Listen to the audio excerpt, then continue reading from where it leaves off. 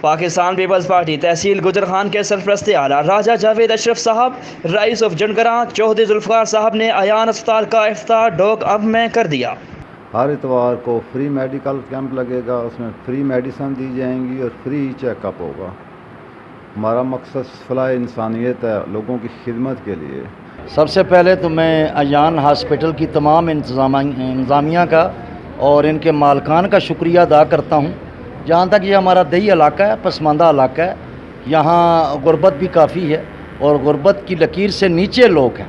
मैं ये समझता हूँ कि इस यहाँ हमारे इलाके के लिए ये एक बाइस रहमत है और ये बहुत बड़ी बात है कि आज अयान हॉस्पिटल्स की इंतज़ामिया ने हमारे इलाके का चुनाव किया, यहाँ मूरी राजगान का चुनाव किया, हमारे गांव का चुनाव किया, जिसके लिए मैं बेहद मशकूर हूँ इनका और इनका शुक्रगुज़ार हूँ। और जहाँ तक ये आपके सामने देखें कि हफ्ते में एक दिन दवाइयाँ और चेकअप फ्री। और इस महंगाई के दौर में गरीब और नादार मरीज़ों के लिए इलाज कराना एक ख्वाब बनकर रह गया है।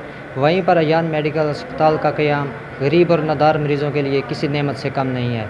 कैमरामैन सज्जाद चौधरी के साथ मलक अमजद, एवरीडे न्यूज़, गुजर खान।